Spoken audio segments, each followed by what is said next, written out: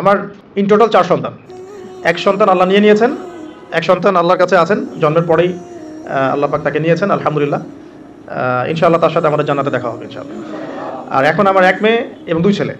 তো প্রত্যেক ছেলে এবং মেয়ের সময় ওয়াইফকে ঢোকানো হয়েছে আমি জায়নামাজেই, যতক্ষণ পর্যন্ত বাচ্চা আমার হাতে আসে না আমি জায়নামাজেই ছিলাম। এবং আমি দেখেছি যে আল্লাহ যে আছেন, আল্লাহ যে মানুষের এত কাছে, আল্লাহ যে দোয়া কবুল করেন, শোনেন, মানে আমি হৃদয় থেকে উপলব্ধি করেছি। এই কথাগুলো তো বোঝানো যাবে না, এগুলো তো আমি কোনো দলিল বা প্রমাণ দিয়ে আপনাকে বোঝাতে পারবো না। এটা আপনি ফেস করলে না ফিল করলে বুঝতে পারবেন। তো সেজদায় দোয়া করতে করতে চোখের পানি ফেলার সাথে সাথে দেখা যায় যে নার্স এসে বলেছে আমাকে যে আর কাঁদতে হবে না, এই যে মেয়ের কান্না শোনেন। এমন হয়েছে আমার সাথে। কারণ মানে স্ত্রীর যে প্রসব বেদনা এটা দেখে কিন্তু স্বামী আসলে ঠিক থাকতে পারে না, তাদের প্রচণ্ড কষ্ট হয়। এবং এই কষ্টটা এই কারণেই হয়তো নবী সাল্লাল্লাহু আলাইহি ওয়াসাল্লাম বলেছেন তোমার সবচেয়ে সেরা অধিকার পাওয়ার, মানে ভালো ব্যবহার পাওয়ার অধিকার রাখে তোমার মা, এরপর তোমার মা, তারপরেও তোমার মা, এরপর তোমার বাবা। তো মায়ের এই যন্ত্রণা শুধু মায়েরাই বুঝতে পারবেন। তো আপনি যদি জান্নাত পেতে চান মায়ের সেবা করেন, মায়ের খেদমত করেন, মাকে সন্তুষ্ট রাখেন, ইনশাআল্লাহ জান্নাত পেয়ে যাবেন ইনশাআল্লাহ। আর এই যুগে কিন্তু মা বাবার সাথে দাস দাসীর মতো আচরণ করা হয় আর কি। তো খেয়াল রাখবেন এই বিষয়গুলো, মায়ের হকটা কখনো নষ্ট করেন না। আর তার মেয়েদের প্রতি একটাই আমার, মানে তাদের প্রতি আমার কনসেপ্ট অফ ভিউ হচ্ছে এরকম যে কঠিন হয়ে তাদের সাথে কোনো লাভ নাই। আসলে আদতে আলটিমেটলি কঠিন হয়ে কোনো লাভ নাই। 2-1 দিন হয়তো ঝগড়াঝাটি হতে পারে, মনোমালিন্য হতে পারে, কিন্তু কঠিন হয়ে তাদেরকে লাইনে আনা খুব একটা যায় না। নরম হয়ে বুঝিয়ে সুঝিয়েই ভালো ব্যবহার, ভালোবাসা, মহব্বত দিয়েই সম্ভব ওদের মন জয় করা, আদারওয়াইজ সম্ভব না। আসুন, এরপরে আজান হবে, তাহনিক হবে। 7ম দিনে গিয়ে আপনি আকিকা করবেন। যদি করতে না পারেন 14 দিনে, যদি তাও করতে না পারেন 21, এভাবে সুযোগ আছে আকিকা করার। তবে 7ম দিনে আকিকা করার সুন্নাহ। আকিকাটা কি? এটা হচ্ছে আপনার সন্তানের জানের বদলে একটা জানের উৎসর্গ। ছেলে হলে 2টো খাসি, মেয়ে হলে 1টা। কারণ কি? মেয়েদের রোগ প্রতিরোধ ক্ষমতা কিন্তু এমনিই বেশি, ছেলে বাচ্চার রোগ প্রতিরোধ ক্ষমতা কিন্তু কিছুটা কম। এখানে 2টো খাসি উৎসর্গ করা হচ্ছে আল্লাহর কাছে। এখানে মেয়েদেরকে ছোট করা হচ্ছে না। তসলিমা নাসরিন টাইপের মেয়ে থাকলে বলতে পারো যে হ্যাঁ ছোট করা হচ্ছে। তো আশা করবো যে আমাদের এখানে এমন কোনো মেয়ে নাই। এখন আকিকার পর কি? মাথা মুন্ডন করা। মাথা মুন্ডন মানে একটা চুল থাকে, চুলটা কষ্ট দেয়, ডক্টরাই বলেন যে এই চুলটা কিন্তু বাচ্চাদেরকে কষ্ট দেয়। এই চুলটাকে কামিয়ে ফেলা। যদি মাথায় কোনো প্রবলেম থাকে ডক্টর বলে না এখন করার দরকার নাই, সেটা আলাদা ইস্যুস, কিন্তু নর্মালি কামিয়ে ফেলা উচিত। এবং চুলের ওজন করতে হয়, এই চুলের ওজনের সমপরিমাণ রূপা আল্লাহর পথে সাদাকা করতে হয়, এটা সুন্নাহ। তো এটা করবেন। তারপরে আকিকা করলেন, আকিকা আপনি যেভাবে গোশত বন্টন করেন সেভাবে করবেন। বাচ্চা এখন জন্ম হয়েছে, আপনাদের নতুন অধ্যায় শুরু, এই প্যারেন্টিংস আপনার এখন শুরু হচ্ছে আর কি। এখন আপনার জন্য প্যারেন্টিংস বইটা আমি সাজেস্ট করছি এবং আমি কিছু বলে দিচ্ছি আর কি।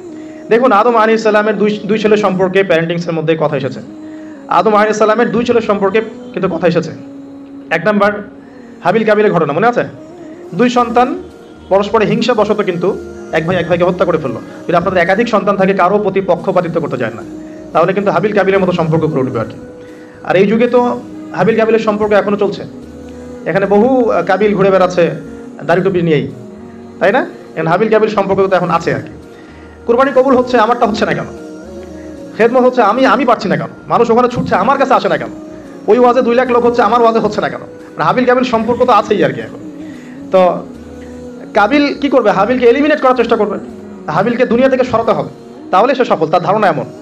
অথচ এই কাজের ফলে কি হয়েছে? তার আমল নামে সমস্ত খুনের গোনা কিন্তু যাচ্ছে একটা একটা করে। আল্লাহ পাক সবসময় সত্যের সাথে থাকেন, অনেস্টির সাথে থাকেন। আল্লাহ পাক সবসময় নূর এবং মারিফতওয়ালা মানুষের সাথেই থাকেন। আল্লাহ পাক কখনোই ইবলিস এবং কাবিলের সাথে থাকেন না। আল্লাহ পাক বোঝার তৌফিক দেখ। সামনে যান। নূহ আলাইহিস সালামের জীবনেও কিন্তু প্যারেন্টিংস আছে। দেখেন, এক সন্তান ইসলাম কবুল করছে না। তো এমন হতে পারে যে দীর্ঘদিন আমার একাধিক সন্তান, আমি আমার সর্বোচ্চ পরিশ্রম করছি সন্তানের পিছনে, তাদের ভরণ পোষণ, খাওয়া দাওয়া, এডুকেশন সব কিছু, তারপরেও জীবনের এক পর্যায়ে গিয়ে একজন বিভ্রান্ত হয়ে গেছে। এটা হতে পারে, এটারও সুযোগ আছে। এতে আপনি দোষী হবেন না ইনশাআল্লাহ, কারণ আপনি আপনার চেষ্টাটা অব্যাহত রেখেছিলেন। তো একটা কথা বলতে ভুলে গেলাম যে ওই যখন হাবিল কাবিলের কথা এসেছে তখন একটা কথা বলতে ভুলে গেছি যে ওই ইউসুফ আলাইহিস সালামের কথা মনে আছে নিশ্চয়ই। তো এই যে 11 সন্তান, 11 ভাই যে ইউসুফ আলাইহিস সালামের এগেনস্টে যে ষড়যন্ত্র করছে, কারণ কি? কারণ বাবা ইউসুফকে খুব বেশি ভালোবাসে, বাবা ইউসুফকে অনেক আদর করে, তার খুব চমৎকার সুন্দর দেখতে। এমন হয় না যে একটা বাচ্চা খুব সুন্দর, বা আপনার বড় মেয়ে আপনি বেশি আদর করেন, একটু বেশি আদর করেন, হ্যাঁ। তো এই জায়গাটা কিন্তু সতর্ক থাকতে হবে যে সন্তান একাধিক হয়ে গেলে আবার হিংসাত্মক মনোভাব গড়ে না ওঠে। এই জন্য ছোটোবেলা থেকে শিক্ষা দিতে হবে যে সে তোমার বড় আপু, সে তোমার ভাই, হ্যাঁ। সবাইকে আপনার একটা ইনসাফ প্রতিষ্ঠা করতে হবে। কোরআনে অনেক দলিল আছে। আপনি ইব্রাহিম আলাইহিস সালামের ঘটনা দেখেন যে তার সন্তানকে মানুষ করেছে তার মা হাজরা আলাইহিস সালাম। ইব্রাহিম আলাইহিস সালাম কিন্তু সেখানে রেখে চলে আসছেন, মানুষ করেছে কিন্তু তার মা। তো যেই হাজরা আলাইহিস সালাম বলছেন যে ইয়া ইব্রাহিম, হে ইব্রাহিম, আপনি আমাদেরকে কেন এখানে রেখে যাচ্ছেন? তখন ইব্রাহিম আলাইহিস সালাম বলছেন যে আল্লাহর আদেশে। তখন হাজরা আলাইহিস সালাম বলছেন যে যদি আল্লাহর আদেশে আপনি আমাদেরকে এখানে রেখে যান জনমানব শূন্য বিরান একটা জায়গায়, তাহলে ইনশাআল্লাহ আল্লাহ আমাদেরকে ধ্বংস করবেন না। এই যে তাওয়াক্কুল আল্লাহর প্রতি, এখন তাওয়াক্কুল কারিনী মায়ের গর্ভ থেকে জন্ম নিয়েছে ইসমাইল আলাইহিস সালাম। ওই সন্তানকে যখন ইব্রাহিম আলাইহিস সালাম আরো কয়েক বছর পরে এসে বলছেন ইন্নী আরা ফিল মানামি আন্নী আযবাহুকা, আমি স্বপ্নে দেখেছি তোমাকে জবাই করছি, ফানজুর মায়াদা তারা, তোমার রায় কি আমাকে বলো। ওই সবরকারিনী মায়ের গর্ভ থেকে জন্ম নেয়া, তাওয়াক্কুল কারিনী মায়ের গর্ভ থেকে জন্ম নেওয়া সন্তান এবার বলছে ইয়া আবাতি, হে আমার বাবা, ইফআল মা তুমার, আপনি তাই করুন যা আপনাকে আদেশ করা হয়েছে, সাতাজিদুনি ইনশাআল্লাহ মিনাস সাবিরিন, আমাকে ইনশাআল্লাহ আপনি সবরকারী পাবেন। তো এখানে মায়ের রোলটা দেখেন, মা যেমন হবে সন্তান তেমন হতেই পারে, মা যেমন হয় সন্তান কিন্তু তেমনই হয়, স্বাভাবিক এটা। মা যদি সন্তানকে হৃদ্যতা ভালোবাসা দিয়ে বড় করে, সন্তান দেখবেন বড় হয়ে সবাইকে ভালোবাসে। মা যদি সন্তানকে কনফিডেন্স দেয় যে বাবা তুমি পারবে, জীবনে অনেক কিছু করতে পারবে, তোমার মধ্যে এই প্রতিভা আছে, ইনশাআল্লাহ তুমি পারবে, সন্তান বুস্ট আপ পিছন থেকে পারবে ইনশাআল্লাহ। মা যদি সন্তানকে ত্যাগ করে, দুধ পান না করায়, ফ্যামিলিস্টদের মতো দুধ পান না করিয়ে যে আপনার বেবি সিটারদের কাছে মানুষ করায় আর কি, হ্যাঁ, ডে কেয়ার সেন্টারে মানুষ করায়, দেখবেন সন্তান ছোটবেলা থেকে একটা হতাশা, হীনমন্যতা, নিঃসঙ্গতায় ভোগে আর কি। এখন এলিট সোসাইটির মধ্যে এই সমস্যাটা আছে না, নিঃসঙ্গতায় ভোগে তারা। কিন্তু মা যদি সন্তানকে দেখা যায় খুব শাসন করে, বেশি প্রহার করে, সন্তান কঠোর হয়ে যাবে, মনটা একটু শক্ত হয়ে যাবে। তো পিতামাতার সন্তানের প্রতি অ্যাটিটিউডটা একটা বড় ফ্যাক্ট, যে সন্তান বড় হয়ে কী হবে। হিটলারের জীবনী পড়ে দেখেন, সে বলছে আমার পিতা আমাকে খুবই মারতো আর কি, খুবই পিটাইতো। তো বড় হয়েও শিখছে আর কি যে পিটাইলেই কাজ হয়, যদি কিছু করতে হবে তো পিটাইলেই কাজ করতে হবে। এরপরে সে যে পিটানো শুরু করছে সবাইকে গণহারে, কিছু কিছু ক্ষেত্রে অবশ্য কাজ হয়েছেও, হ্যাঁ, আমরা মনে করি কিছু ক্ষেত্রে কাজ অবশ্য হয়েছে। তো আসলে সবসময় ওয়াজ নসিহত করে কাজ হয় না, মাঝে মাঝে মায়ের দরকার আছে। এবার আসেন সামনে, এই যে সন্তান জন্ম নিল ইসমাইল আলাইহিস সালাম হাজরা আলাইহিস সালামের গর্ভ থেকে, মা যেমন হলো সন্তান তেমন হলো কিন্তু। আর এই যে মায়ের আত্মত্যাগ দেখেন, সাফা মারওয়া সাই করা যে ঘটনা, জামজাম কূপের যে ঘটনা, এই ছেলে কুরবানির যে ঘটনা, এই ঘটনাগুলো আল্লাহর কাছে এত বেশি পছন্দ হয়েছে, দেখেন কিয়ামত পর্যন্ত হজ ওমরায় আপনি এগুলো কিন্তু করছেন, হজে করছেন। অথচ এটা কিন্তু ইব্রাহিম আলাইহিস সালামের যুগের ঘটনা, আমরা কিয়ামত পর্যন্ত এই ঘটনাগুলো ফলো করছি আর কি। আর এমন কোনো ধর্ম নাই যে ধর্মে ইব্রাহিম আলাইহিস সালামকে গালি দেওয়া হচ্ছে। জিউসরা ইব্রাহিম আলাইহিস সালামকে সম্মান করে, জানেন, খ্রিস্টান যারা তারা ইব্রাহিম আলাইহিস সালামকে সম্মান করে, তারা কিন্তু এই পরিবারটাকে সবাই সম্মান করছে আর কি। তো এখানে একটা প্যারেন্টিং আপনার নসিহত আছে। পাশাপাশি আপনি সামনে যাবেন, লোকমান আলাইহিস সালামের ঘটনা পাবেন, এটা সূরা লোকমানের এখানে দেওয়া আছে, ওয়ালাকাদ আতাইনা লোকমানের হিকমা আন ইশকুর লিল্লাহ, এখান থেকে নিয়ে শুরু করে একদম আমি আয়াত নাম্বারটা বলে দিই, আয়াত নাম্বার 12 থেকে নিয়ে আপনার এই যে 19-20 পর্যন্ত এই পুরো আয়াতগুলোর মধ্যে লোকমান আলাইহিস সালামের অনেকগুলো নসিহত আছে। সন্তানকে কাছে বসিয়ে তিনি বলছেন, হে আমার সন্তান, আল্লাহর সাথে কাউকে শরীক করো না, লা তুশরিক বিল্লাহ ইন্নাশ শিরকা লাযুলমুন আযীম, মানুষের সাথে ভালো আচরণ করো, তোমার পিতামাতার সাথে ভালো আচরণ করো। তোমার পিতামাতা যদি তোমাকে শিরক করতে বলে তখন তাদের ফালা তুতিউহুমা, তাদের আনুগত্য করো না। আল্লাহ তিনি আরও শেখাচ্ছেন যে ছোট্ট কোনো বিষয় তুমি আল্লাহ থেকে লুকাতে পারবে না, আল্লাহ সব সামনে নিয়ে আসবেন। ইয়া বুনাইয়া আকিমিস সালাহ, সালাত কায়েম করো, ওয়া'মুর বিল মা'রুফ, সৎ কাজের আদেশ করো, ওয়ানহা আনিল মুনকার, অসৎ কাজে নিষেধ করো, ওয়াসবির আলা মা আসাবাক, তোমার উপরে যে বাধা বিপত্তিগুলো আসবে সেগুলোতে সবর করো। উচ্চ স্বরে চিৎকার চেঁচামেচি করো না, কারণ গাধার স্বর উচ্চ স্বর হয়, চেঁচামেচি করে। এরকম প্রায় এখানে 10টা থেকে 15টা নসিহত আপনি পাবেন, চিস্ট করে বলে দিলাম যে লুকমান আলাইহিস সালাম তার সন্তানকে যা শিক্ষা দিয়েছেন এটা প্যারেন্টিংসের জন্য যথেষ্ট আর কি। আপনি সন্তানকে শিক্ষা দিবেন শিরকের শিক্ষা, আপনি আল্লাহকে চিনতে শেখাবেন, রাসূলকে চিনতে শেখাবেন, কোরআনের সাথে সম্পর্ক করে দিবেন, হ্যাঁ, 5 ওয়াক্ত নামাজে অভ্যস্ত করবেন, পাবন্দি করবেন, ইসলামিক পরিবেশ বাসায় বজায় রাখবেন, তালিম হবে, ইসলামিক কালচার রাখবেন। যদি বাচ্চা বিনোদন পছন্দ করে ইসলামিক বিনোদন দিবেন, তাকে সময় দিবেন, তার সাথে কথা বলবেন, তার সাথে গল্প করবেন। তো এখন দেখেন কোরআনে এমন অনেক কিছুই আছে, লোকমান আলাইহিস সালামের কথাই বলেন, আপনি ইব্রাহিম আলাইহিস সালামের কথাই বলেন, আদম আলাইহিস সালাম, নূহ আলাইহিস সালাম থেকে শুরু করে প্রত্যেক নবী রসুলের জীবনেই দেখবেন আপনি প্যারেন্টিংসের একটা খোরাক পাবেন। ইভেন আমাদের নবী মুহাম্মদ সাল্লাল্লাহু আলাইহি ওয়াসাল্লামের ক্ষেত্রে দেখেন। আচ্ছা, এখানে যাওয়ার আগে এখানে আসি যে এই যে ঈসা আলাইহিস সালামের মা মারিয়াম আলাইহিস সালাম, তিনি কি পবিত্র ছিলেন না? দেখেন আল্লাহ পাক এমন সন্তান দিয়েছেন, সন্তানও পবিত্র। ঈসা আলাইহিস সালাম কি আল্লাহর হুকুমে মৃতকে জীবিত করে ফেলছেন না? আল্লাহর হুকুমে মানুষের সেবা করছেন, চিকিৎসা করছেন, তাকে রূহুল কুদুস সহযোগিতা করছে না? এবং তিনি এমন একজন সত্তা যিনি আবার মসিহুদ দাজ্জালকেও হত্যা করবেন।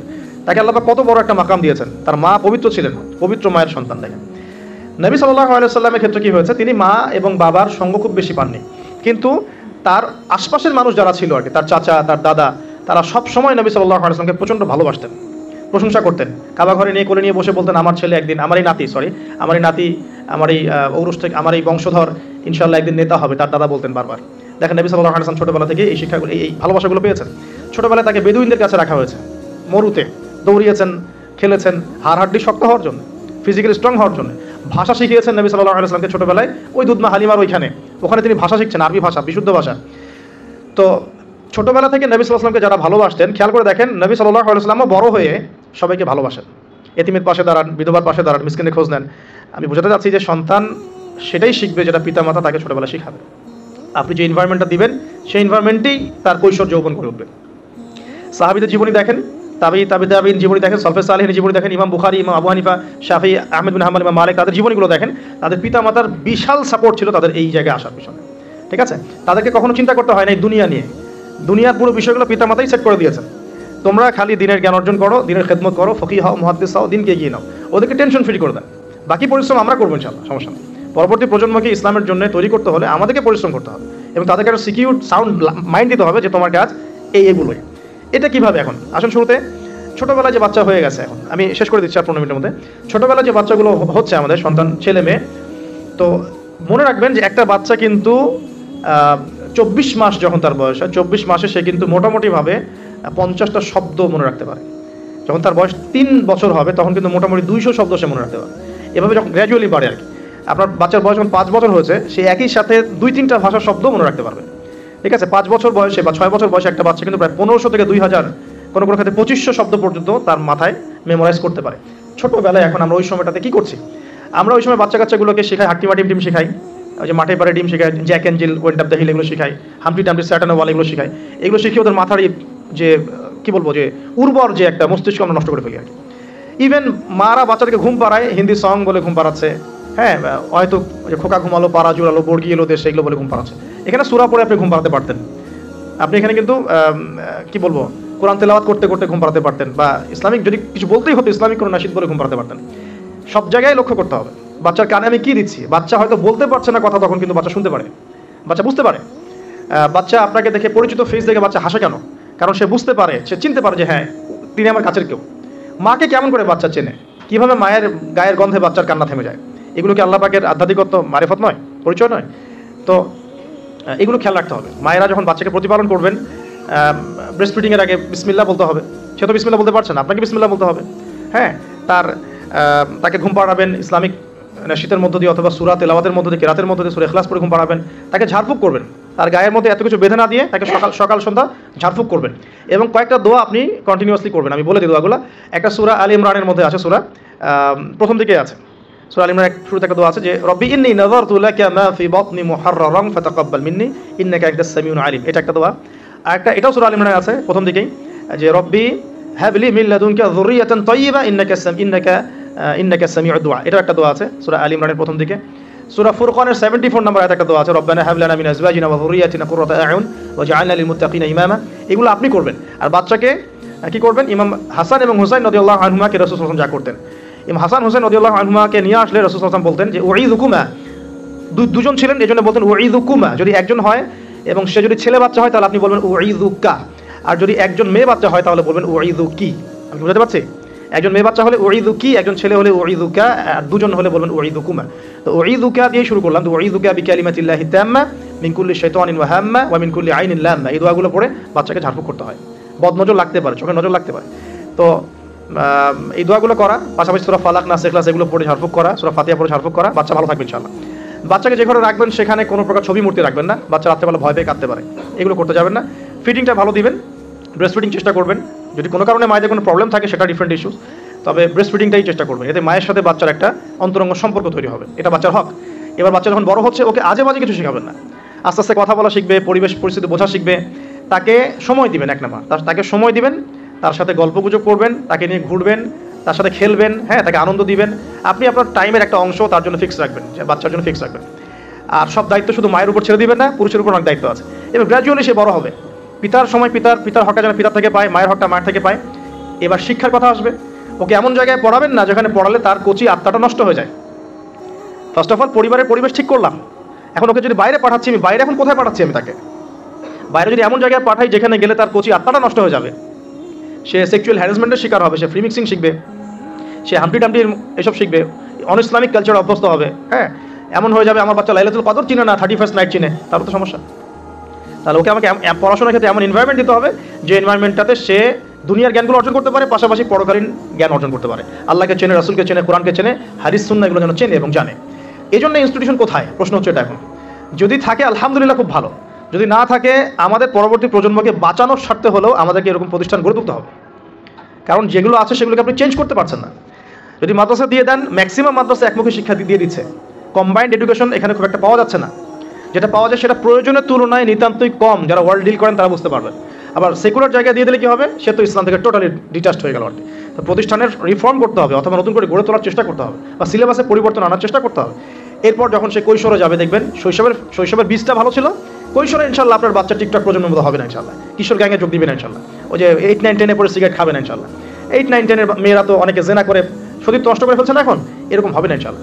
একটা পয়েন্ট বলতে ভুলে গেছে, মেয়ে বাচ্চা যদি হয়ে যায় শুরু থেকেই পর্দা শেখাতে হবে, বড় হয়ে পর্দা করবে এই কনসেপ্টে যায় না, ফ্রম ভেরি বিগিনিং তাকে পর্দা শেখাতে হবে এবং তার ব্যাপারে খুব বেশি সতর্ক থাকতে হবে। কারণ কাছের মানুষদেরকে দিয়েই মেয়েরা কিন্তু এখন সেক্সুয়াল হ্যারাসমেন্টের শিকার হচ্ছে, চাচার দ্বারা হচ্ছে, কাজিনের দ্বারা হচ্ছে, মামা দুলা ভাই ইত্যাদির দ্বারা হচ্ছে। সো এগুলো বাসার মধ্যে অ্যালাউ করবেন না। আমি তো বলি যে মেয়ে বাচ্চাকে কার কোলে তুলে দিচ্ছেন সেটা তো সতর্ক থাকতে হবে, কার কোলে বাচ্চাকে তুলে দিচ্ছে। কারণ ম্যাক্সিমাম মানুষই তো পর্নোগ্রাফিতে আসক্ত না এখন, ওর কাছে তো বাচ্চা কিছু না, বাচ্চা মানে ওর কাছে একটা বস্তু, ও তো বাচ্চাকে পেলে ওটা করে রেখে দিবে একেবারে, এটা হচ্ছে না অ্যাভেলেবল এখন। সো বাচ্চা মেয়েদের ক্ষেত্রে আরও বেশি সতর্ক থাকতে হবে। প্রয়োজনে মহিলাদের স্বতন্ত্র মাদ্রাসা গড়ে তুলে সেখানে আপনার মেয়েকে পড়াশোনা করান এবং আপনার স্ত্রীকে সেই মাদ্রাসায় দায়িত্ব দেন, আপনার স্ত্রীকে সেখানে কাজ ইনভলভ করেন যেন সে মনিটর করতে পারে। আর সিসি ক্যামেরার কোনো বিকল্প নাই, থাকতেই হবে এখন এই যুগ চলছে আর কি, সিসি ক্যামেরার কোনো বিকল্প নাই, রাখতে হচ্ছে, ঠিক আছে। তো বাসায় কাদেরকে এক্সেস দিচ্ছেন, কাকে দিচ্ছেন না, পুরো বিষয়গুলো ঠান্ডা মাথায় ডিল করে আপনাকে আগাতে হবে। মেয়ে বাচ্চার ক্ষেত্রে অতিরিক্ত সতর্কতার কথা আমি বলছি আর কি।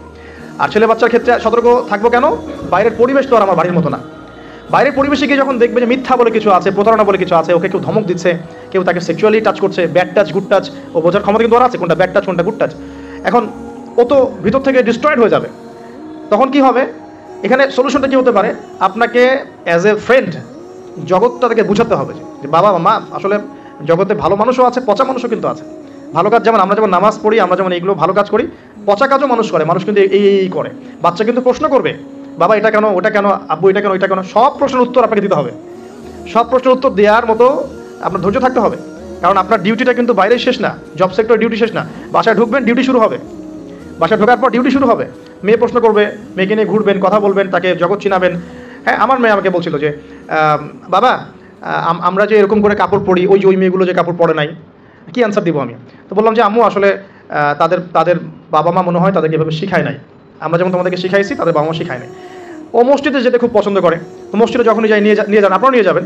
আর আমাদের সমাজে তো মসজিদে নিয়ে গেলে ধমক দেয়, হ্যাঁ ডিস্টার্ব হয়। আর টার্কির মতো জায়গায় দেখবেন, টার্কিতে মসজিদে ঢুকলে চকলেট দেয়, গিফট দেয়। নবী তো এখন নবী হারামেও ছেলেমেয়েরা দৌড়াদৌড়ি করে খেলে বেড়ায়, মানুষ নামাজ পড়ছে, কোনো সমস্যা নেই। নামাজ আমার এতই দুর্বল যে একটা বাচ্চার দৌড়াদৌড়িতে আমার নামাজ শুরু যাবে, আশ্চর্য কথা। হাসান হোসেন রাদিয়াল্লাহু আনহু মসজিদে দৌড়াতেন, খেলতেন, রাসূল সাল্লাল্লাহু আলাইহি ওয়াসাল্লাম খুতবা থামিয়ে দিয়ে তাদেরকে কোলে নিয়ে এসে আবার খুতবা দিয়েছেন। সেজদা করতেন তিনি, পিঠের মধ্যে ইমাম হাসান ইমাম হোসেন রাদিয়াল্লাহু আনহুম তারা উঠে বসতেন, তিনি সেজদা লম্বা করতেন যাতে তাদের ডিস্টার্ব না হয়। খেলা আজান হয়ে গেছে, আমি গুটিয়ে নিচ্ছি যে প্রিয় ভাইরা, বাসার এনভায়রনমেন্টটা ঠিক করতে হবে, পাশাপাশি বাইরে যখন আমি পড়াবো আমাকে পড়ার উপযুক্ত এনভায়রনমেন্ট দিতে হবে।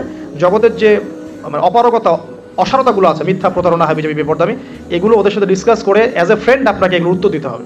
তারপরে সে কৈশোরে গেলে ইনশাল্লাহ বিভ্রান্ত হবে না।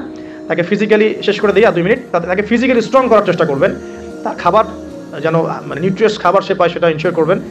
তার বাসায় যেন এডিকশনে না পড়ে, স্মার্টফোন, ল্যাপটপস, এই যে এইগুলো কার্টুনস, এগুলো এডিকশনে না পড়ে খেয়াল রাখবেন। ইসলামিক এনভায়রনমেন্ট তৈরি করেন, প্রয়োজনে ইসলামিক কার্টুনস দেখান, হ্যাঁ ইসলামিক কালচারে বড় করেন। পিতামাতার মধ্যে সম্পর্কটা যেন বৃদ্ধতার ভালোবাসা থাকে, এটা খেয়াল রাখেন, কারণ এগুলো বাচ্চা ফলো করবে যে আপনি কীভাবে আপনি ওয়াইফের সাথে কথা বলেন, কীভাবে আপনি ডিল করেন। নামাজে গেলে বাচ্চাকে নিয়ে যান, ইসলামিক কনফারেন্সগুলোতে বাচ্চাকে নিয়ে আসবেন, মানে প্রতিটা ক্ষেত্রে ওকে ইনভলভ করতে হবে আর কি। এভাবে আস্তে আস্তে যখন সে দেখবেন টিনেজে চলে গেছে, তখন সে ভালো মন্দ নিজেই বোঝা শিখবে। এরপর ইনশাআল্লাহ তাআলা দেখবেন ওই বাচ্চা ছোটোবেলায় দেখবেন তার হিপস কমপ্লিট হয়ে গেছে, মাশাআল্লাহ, ভালো ইনস্টিটিউশনে পড়েছে, সে হাদিসের ইবারত পড়তে পারে, হাদিস বোঝে, বাংলা, ইংরেজি, অঙ্ক, সায়েন্স সবই বোঝে, সে কিন্তু ডিনামাইট হবে ইনশাআল্লাহ। তারপর তাকে লাইফের অ্যাম্বিশন শেখাতে হবে, তোমার লাইফের রিজিকের টেনশন তোমাকে করতে হবে না, তোমাকে আল্লাহ সৃষ্টি করেছেন আল্লাহর দাসত্ব করার জন্য, আল্লাহর জমিনে তার দিন প্রতিষ্ঠার জন্য। তোমার কাজ এখন আল্লাহর জমিনে আল্লাহর দিনকে প্রচার প্রতিষ্ঠা করা। বাকি বিষয় আমরা দেখবো ইনশাআল্লাহ। এভাবে পিছন থেকে সাপোর্ট দেন, ইনশাআল্লাহ তাআলা দেখবেন সে এই উম্মার নেতৃত্ব দানকারী যোগ্য নেতা এবং ইমাম হিসেবেই বড় হয়ে উঠবে ইনশাআল্লাহ তাআলা।